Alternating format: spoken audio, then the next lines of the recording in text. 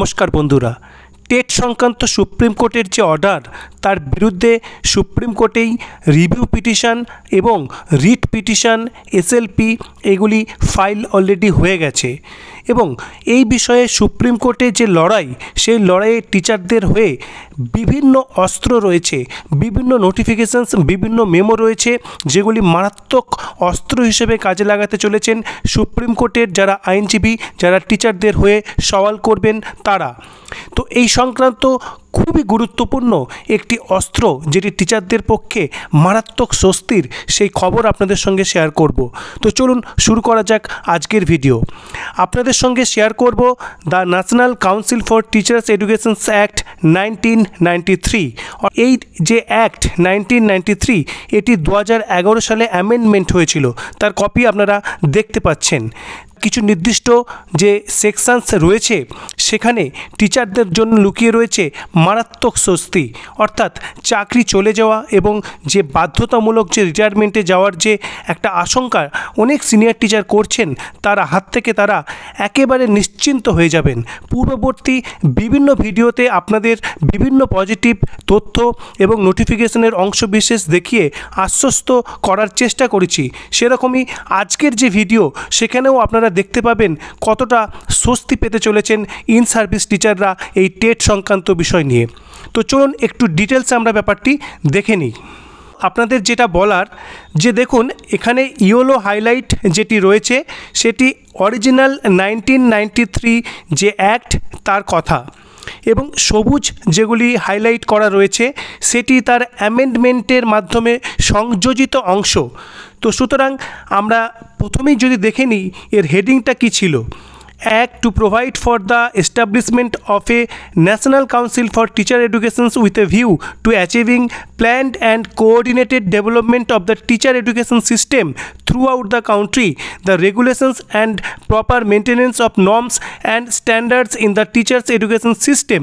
এই পর্যন্ত ছিল 1993। 2011 অ্যামেন্ডমেন্টের মাধ্যমে কি যোগ করা হয়েছিল সেটি লক্ষ্য করুন।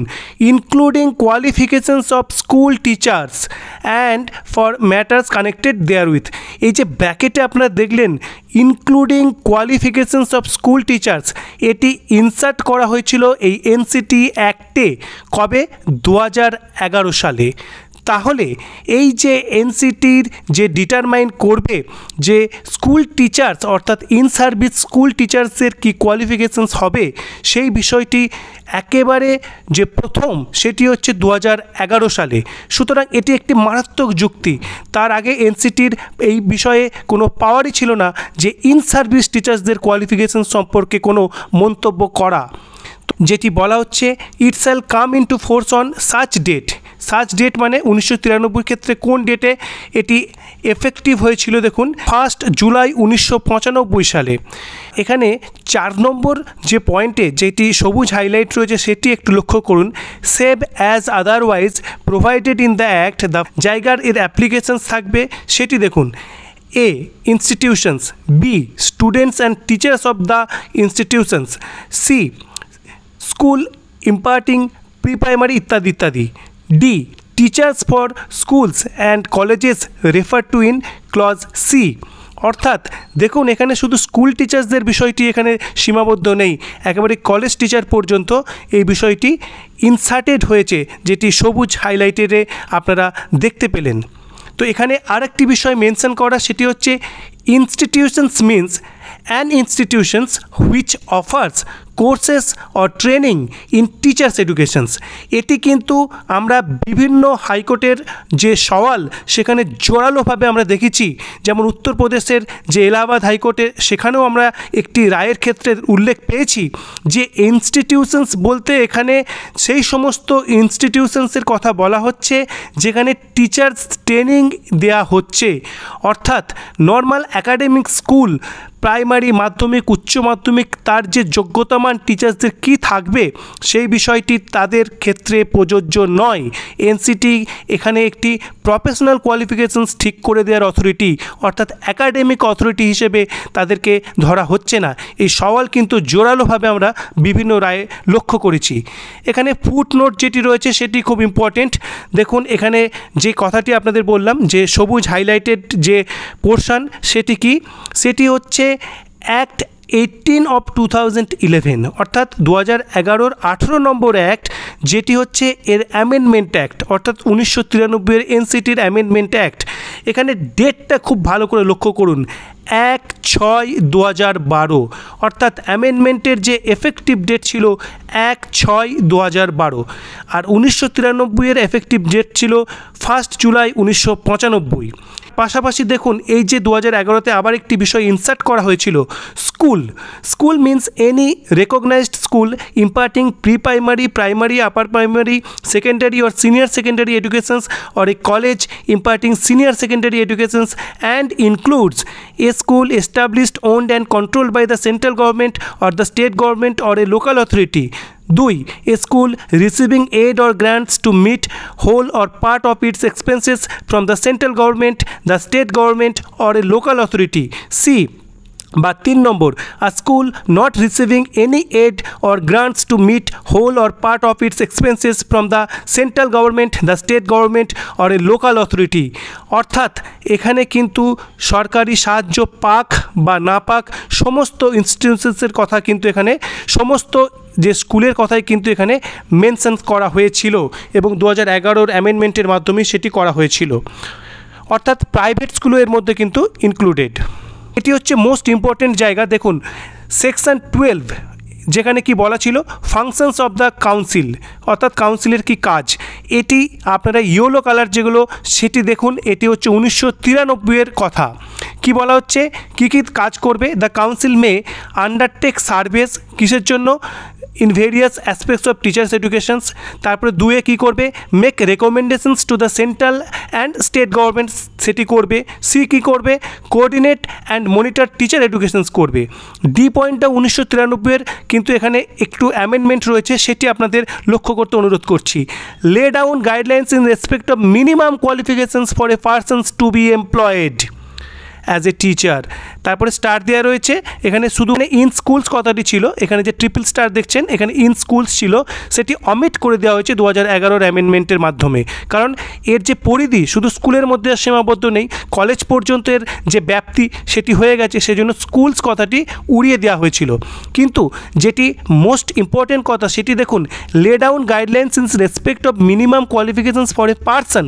দেখুন এখানে ইন সার্ভিস টিচারের কথা বলছেন না, পারসনের কথা বলছে, টু বি এমপ্লয়েড অর্থাৎ সে এমপ্লয়েড হবে তার সম্পর্কে তার যে কি মিনিমাম কোয়ালিফিকেশনস থাকবে সেটি ঠিক করে দেবে, অর্থাৎ ইন সার্ভিস টিচারদের কথা এখানে বলা হচ্ছে না, যদিও এটি 1993-এর কথা। তারপর কি বলছে, নর্মস ঠিক করে দেবে, কোর্স ট্রেনিং যেগুলো টিচার্স এডুকেশনের হবে, এবং তারপরে কি lay down standards in respect of examinations. দেখুন এবার আপনাদের সামনে এই যে অ্যাক্টের 12-এর এ সেকশন যেটি 2011-র অ্যামেন্ডমেন্টের মাধ্যমে ইনসার্ট করা হয়েছিল সেটি শেয়ার করব, এবং এখানেই লুকিয়ে রয়েছে মারাত্মক স্বস্তি সকল টিচার্সের জন্য। কি বলা হচ্ছে সেখানে দেখে নিই, চলুন।